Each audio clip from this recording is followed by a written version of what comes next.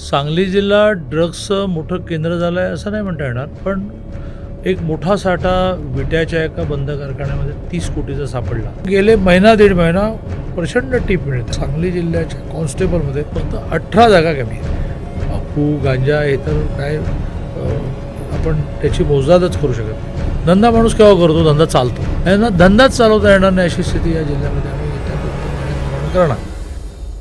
नमस्कार, मी संजय बोकरे. जनप्रवासमध्ये आपलं सर्वांचं स्वागत. आज अतिशय महत्त्वाचा योग आहे म्हणा, चांगला योग आहे म्हणा. सांगली जिल्ह्याचे पालकमंत्री, उच्च तंत्र शिक्षण मंत्री राज्याचे, आणि ज्यांनी महसूल, PWD अशी बलाढ्य खाती लिलया हाताळली, असे राज्याचं एक ते नेतृत्व, राज्य मंत्रिमंडळातलं अभ्यासू व्यक्तिमत्व, ज्यांच्याकडं सुसंस्कृत आणि चारित्र्यवान म्हणून बघितलं जातं, असे चंद्रकांत दादा पाटील आपल्या स्टुडिओमध्ये जनप्रवास लाईव्हमध्ये आलेले आहेत. त्यांचं आपण स्वागत करूया. दादा, आपलं मनापासून मी स्वागत करतो. नमस्कार.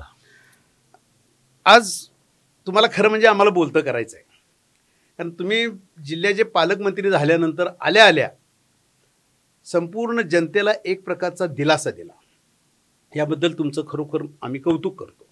दिलासा यासाठी दिला की सांगली जिल्हा नशामुक्त करणार हे तुम्ही बोलला, आणि खरोखर त्याचं स्वागत सगळ्या नागरिकांनी केलं, वृत्तपत्रांनी भरभरून लिहिलं, मीडियानी सुद्धा त्याला प्रसिद्धी चांगली दिली. परंतु त्याच्यानंतरच्या काळामध्ये आता नक्की काय प्रगती आहे की बाबा सांगली जिल्हा हे खरोखर नशेचं केंद्र बनतंय की काही ही भीती वाटत होती दादा. मग ते तुम्ही बोललात, आणि इथनं पुढं आता प्रशासन खरोखर कामाला लागलंय का? म्हणजे तुम्हाला त्याचे रिपोर्ट काय आहेत? आम्हाला मीडियाला तर अजूनही ते ड्रग्ज सापडतंय, तरुण पिढी बर्बाद होती आहे अशी अजून तिथं लक्षणं दिसत आहेत. कालच रात्रीची घटना आहे, माधवनगरपर्यंत एक जण रात्रीतच गाडी नशेमध्ये चालवत गेला, त्याला अर्थात काही अपघात झाला नाही, पकडलं गेलं, सगळं ठीक आहे. परंतु हे थांबलं पाहिजे. ह्याच्यासाठी नक्की ठोस उपाय यंत्रणा काय आहे तुमची? पालकमंत्री झाल्यानंतर सांगली जिल्हा ड्रग्सचं मोठं केंद्र झालं आहे असं नाही म्हणता येणार, पण एक मोठा साठा विट्याच्या एका बंद कारखान्यामध्ये 30 कोटीचा सापडला, आणि त्यातून सगळा जिल्हा हा जागा झाला म्हणा, अस्वस्थ झाला. छुटपूट घटना तर तुमचं म्हणणं त्याप्रमाणे होत असतात. मागे तर एक मोठी रेड पडली जी काही 100 कोटींची होती. ते ड्रग सापडलं, त्याचं कनेक्शन जे आहे ते मुंबई पुणे होतं, इथे त्याचा स्टॉक सापडला. पण विट्याच्या बाबतीमध्ये असं म्हणता येईल की त्या बंद कारखान्याच्या आतमध्ये ड्रग्सचं प्रोडक्शन सुरू होतं. तेव्हा ते सगळे अटकेत आहेत, 9च्या 9 जणं. त्यांचा जामीन झालेला नाही. आणि मग त्यानिमित्ताने मी पालकमंत्री झालो होतो, तर आम्ही एक अँटी ड्रग्ज टास्क फोर्स तयार केला, आणि त्या टास्क फोर्सची दर आठवड्याला रिगरस, म्हणजे आता आज खरं म्हणजे माझ्या घरी कोल्हापूरला खूप लोक यायचे आहेत, तरीही ती मिटिंग करून मग मी निघालो. इतकं मी त्याला महत्त्व दिलं, आणि दर आठवड्याच्या मिटिंगमध्ये आढावा, किती ॲक्शन झाल्या, एकतर टीप मिळणं, माहिती मिळणं हे या विषयामध्ये, या गुन्ह्यामध्ये फार महत्त्वाचं असतं. टीप द्यायला घाबरत आलो. मग मी 10,000 रुपयाचं बक्षीस घोषित केलं, आणि येवाना असं म्हणायला हरकत नाही की 30-35 जणांना हे 10,000 रुपये माझ्या माध्यमातून गेले, आणि त्याच्यामध्ये नाव डिक्लेअर करायचं नसतं, आणि पैसेही प्रत्येकी 10,000 DSPकडे जमा करायचे असतात.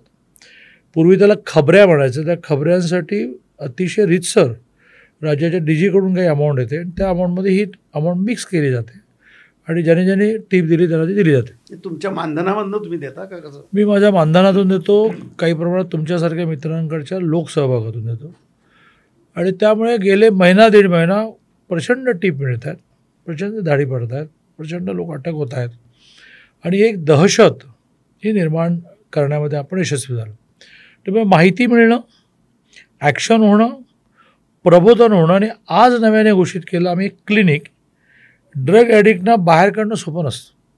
तर ॲडिक्ट शब्दामध्येच ते सगळं आहे की तो विडापिसा होतो, आणि त्यामुळे त्याला ट्रीटमेंटशिवाय दुसरा मार्ग नाही.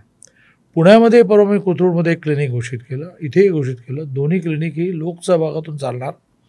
डॉक्टर्स असतील, औषधं असतील, इंजेक्शन असतील, आणि पालकांनी न संकोच करता, आणि संकोच करून करतात काय, काही त्याला ते घरी प्रबोधन वगैरे काही करू शकणार नाही, त्याला ट्रीटमेंटच लागेल.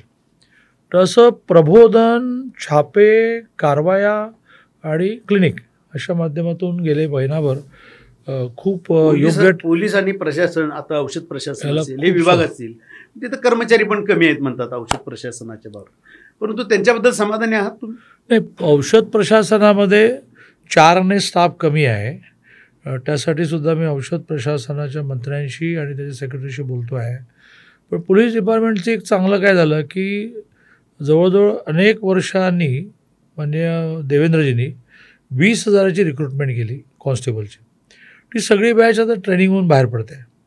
त्यातला खूप चांगला फोर्स हा आपल्याला मिळाल्यामुळे आता सांगली जिल्ह्याच्या कॉन्स्टेबलमध्ये फक्त 18 जागा कमी आहेत.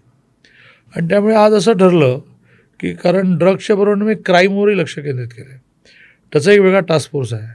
शहरांमध्ये चौक्या वाढवायच्या छोट्या, आणि तिथे मग माणसं कोण बसणार, तर त्यात एस पीने असं म्हटलं की बा आता आम्हाला नवीन फोर्स चांगला मिळाला आणि आम्ही मॅनपॉवर देतो, पण तुम्ही आम्हाला नियोजन म्हणून चौक्या करून द्या. तुम्ही चौक्या द्यायचं ठरलं. तर प्रशासन याच्यामध्ये खूप खांद्याला खांदा मिळून काम करण्याचं कारण प्रशासनाला माहिती आहे की हे आपल्याही घरात जाऊ शकतं. तर मी पोलिसांना अपील करतो आहे की बाकी तुमचं काही जे आहे तेही बंद झालं पाहिजे, पण महिलांवरचे अन्याय, अत्याचार आणि ड्रग्स या विषयात तुम्ही टॉलरेट करू नका. आणि सांगली जिल्ह्याचा सगळा पोलीस फोर्स यामध्ये भिडला आहे आणि महाराष्ट्रामध्ये ड्रग्ज विरोधी एक मॉडेल तयार व्हावं असा आमचा प्रयत्न आहे. नाही, आता त्याच्याही ड्रग्सचं हे तुमचं बरोबर आहे, पण त्याच्या बरोबरीनं सुद्धा ही तरुण मुलं आत्ता म्हणजे मिरज हा तर आता सेंटर प्लेसच झालं की काय म्हणायची वेळ आली आहे. ते कॅसिनो, तिथं जुगार खेळणं, हे क्लब चालणं, मटका ऑनलाईन खेळ करणं, ह्याच्याकडं जो तरुण वर्ग आकर्षित होतोय आज, हे कॅसिनो वगैरे हे उघड चालू आहेत ना सिटीमध्ये, सांगली घ्या, मिरज घ्या, ह्याच्यावर दरारा का नाही आहे पोलीस खात्याचा? का बंद होत नाही? एकतर कॅसिनोचं रितसर लायसन असतं, त्या कॅसिनोत मग आतमध्ये काय चालतं हा विषय आहे आणि त्यावर ॲक्शन घेऊ, टप्प्याटप्प्याने जाऊ.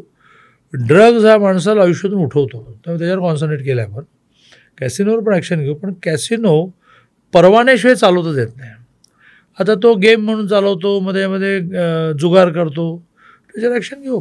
नाही, पण दादा एक सांगा, आता 250 कोटीचं ड्रग्ज सापडते म्हणजे कवटेमंकाळसारख्या इरळी भागामध्ये, बरोबर, विट्यामध्ये सापडते, नंतर ते पण जाते तिथं, बरं 30 कोटीचं सापडलं असेल, पण नंतर ते 300, आणि हितनं सप्लाय होतोय गुजरात, गोवा, म्हणजे महाराष्ट्रातनं हे सेंटर प्लेस सांगली जिल्हा झालाय का ड्रग्जचा, असं काही दिसतंय का?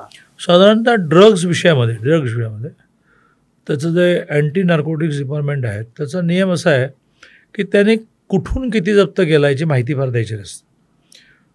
तुम्ही पुण्यामध्ये सापडलेले साठे ऐकलात चक्कर येईल, संध्याकाळी जाऊन झोपालाच, पण ते ओपन करायचे नसतात.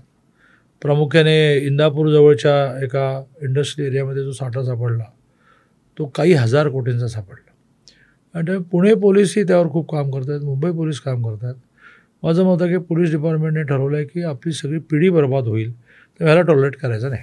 हो, नशेची इंजेक्शनं सुद्धा द्यायला लागली मिरजेमध्ये, आणि तसं सापडलं मुलांना. हे नशेचे इंजेक्शन्स आहेत, इलेक्ट्रॉनिक सिगार आहे, यातल्या नशा निर्माण होणाऱ्या गोळ्या आहेत, अफू, गांजा, हे तर काय आपण त्याची मोजदादच करू शकत नाही. आणि त्यामुळे या सगळ्याचे साठे पकडता धंदा माणूस केव्हा करतो, धंदा चालतो. यांना धंदाच चालवता येणार नाही अशी स्थिती या जिल्ह्यामध्ये आम्ही त्या 2-3 महिन्यात निर्माण करणार, की जेणेकरून त्यांनी गाशाच गुंडाळायचं, दुसरं गाव सोडा, आणि एक राज्यामध्ये खूप आयडियल जिल्हा ज्यांनी या विषयामध्ये तरुणांना यातून बाहेर काढलं. आज चंद्रकांत दादांनी नशामुक्ती केंद्र व्हायला पाहिजे आणि त्याच्यासाठी आम्ही प्रयत्न करू असं बोललेलं चर्चेचा विषय झालेला आहे. त्याच्याविषयी आज दादांना आपल्याला विचारायचं आहे, नशामुक्ती केंद्राची इमारत आत्ता उपलब्ध आहे का? इथनं पुढं ती उपलब्ध करणार? आज निर्णय झाला, आज 2-3 महत्त्वाचे निर्णय झाले. ह्या जिल्ह्यामधल्या लायसन आर्म म्हणजे ज्याला परवाना आहे अशा शस्त्रांचा आढावा कलेक्टर घेणार, अनावश्यक सगळी शस्त्र आम्ही जप्त करणार. तसं ड्रग्सच्या विषयामध्ये क्लिनिक आज मी घोषित केलं, CSRच्या माध्यमातून घोषित केलं, त्यामुळे गव्हर्नमेंट सँक्शन काही विषयच राहणार नाही. कलेक्टरांची जबाबदारी करून निघालो आहे की बा मी पुढच्या प्रवासात येईपर्यंत 10 जागा तुम्ही आयडेंटिफाय करा, त्याचे डिपॉझिट किती, भाडी किती, सगळे मी उपलब्ध करून देतो. चांगले डॉक्टर्स अपॉइंट करा, चांगला पगार देऊया, पण आपल्या पोरांना वाचूया. त्याच्यामध्ये दादा, आज सांगली मिरज रोडला क्रीडा संकुल ही जागा आहेच, तिथं नशामुक्ती केंद्र करायला काय अडचण आहे? तिथंच खेळायच्या पण सुविधा आहेत, त्या पेशंटना तिथं जागा उपलब्धच आहे तुमची, आता तिथं इमारती पण आहे, करू. मग तिथं तुम्ही नशामुक्ती केंद्र करायला काय अडचण आहे? आता नाहीतरी बंदच आहे क्रीडा संकुल. कलेक्टरांनी पहिलं सरकारी जागा शोधायच्यात, पण त्याच्यात अडकायचं नाही. वेळ पडली तर भाडं भरू, CSRच्या माध्यमातून, लोकसभाच्या माध्यमातून सुरू लगेच करायला लागेल. हां, त्या तयार उपलब्ध आहे ना, मी चौकशी करतो. हां, ते झालं. आता दादा, हे नशा हे सगळं झालं. आता महत्त्वाचे आत्ताचे 2 महिने जे आहेत, हे पाणी, दुष्काळ हे फार सतावणार आहे आपल्याला.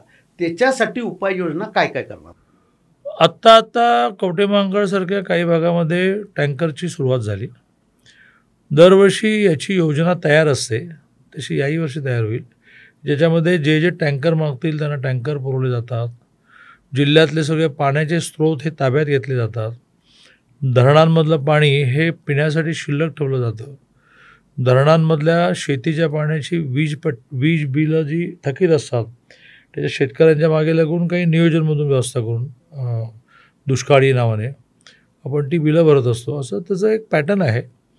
आत्ता उन्हाचे चटके बसायला लागले. मुळात यावर्षी पाऊस चांगला झाला. हां, इथलं पुढचे 2 महिने पाणी खूप आहे.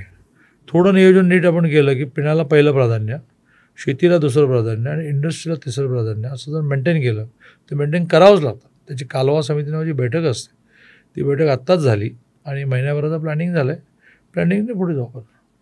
चंद्रकांत दादा हे दूरदृष्टीचे पाळणारे नेते आहेत, सगळं आहे. आज त्यांनी मन किती मोठं आहे, ही नशामुक्तीसाठी त्यांनी स्वतःचं मानधन, आज बक्षीस द्यायचं आहे पण स्वतःच्या मानधनातनं सुद्धा हे बक्षीस देणार हे जाहीर केलं. तर अशा वेळेला ते नुसतं सांगली जिल्ह्याचे पालकमंत्री नाही आहेत, तर ते राज्याचे नेते आहेत. तर त्यांना आपण विचारूया, दादा, तुमचा आदर्श इतर आमदार, खासदार, मंत्री घेऊन महाराष्ट्रातच नशामुक्ती व्हावी ह्याच्यासाठी स्वतःच्या मानधनातलं काही बक्षीस रक्कम देणार का? ह्याच्यासाठी प्रयत्न कराल का आपण? तसं काय आवाहन कराल का आज या माध्यमातून? नाही, मी सगळ्या आमदारांना नाही, सगळ्या कलेक्टरांना, सगळ्या SP-ना आवाहन करतो की 2 विषयांना टॉलरेट करू नका. एक ड्रग आणि महिलांवरचे अन्याय अत्याचार. हा समाज एकदम निर्भय मुक्त राहू द्या. आणि त्यामुळे सगळ्या आमदारांना मी म्हणे, आणि सुदैवाने काय झालं आहे की मी कोथरूड एक प्रयोगशाळा मांडली आणि त्या प्रयोगशाळेमध्ये एखादा विषय मी सुरू करतो. मोफत सिनेमा दाखवणे. आता आम्ही छावा काही हजार लोकांना दाखवला. त्याच्या आधी केरला स्टोरी 17,000 महिलांना दाखवलं. आपोआप त्याची लागण, चांगल्या अर्थाने लागण सगळे लागते. त्यामुळे राज्याचं सुद्धा याचं एखादं मॉड्यूल तयार होईल की SP-ना अमाऊंट दिली जाईल आणि खबरे वाढवा. आणि खबऱ्यांशिवाय हे खबरे आणि त्यांची नावं डिस्क्लोज न करणं, याच्याशिवाय हे सापडणार. दादा, पण पोलीस प्रशासन जे आहे हे जे काम करते, त्यांच्यावर जर का राजकीय दबाव जर का तो आला तर ज्या पद्धतीनं कारवाई व्हायला पाहिजे, हे गुन्हेगार सापडले पाहिजेत, ते होत नाहीत. मग ह्याच्यामध्ये कुठंतरी राजकीय, एवढं कोट्यावधीचं ड्रग सापडतंय म्हणजे कुणाचं राजकीय वरद हस्त आहे का, ही शंका घेतली जाते ना आज. मग त्याच्या दृष्टिकोनातून आपलं काय मत आहे त्याच्यावर? नाही, शोधू. आज महाराष्ट्र पोलीस यांच्याकडे डाटा सगळा असतो, त्यांनी तो डिस्क्लोज करायचा नसतो. त्यामुळे लिंक कुठपर्यंत गेली आहे ह्याचा मी शोध घेतो आहे. तो कोणी असेल तरी सुटणार नाही आणि एखाद्या वेळेस तो दबाव निर्माण करेल, कोर्टातून जामीन मिळवेल, लोकांच्या नजरेतून तो पडेल.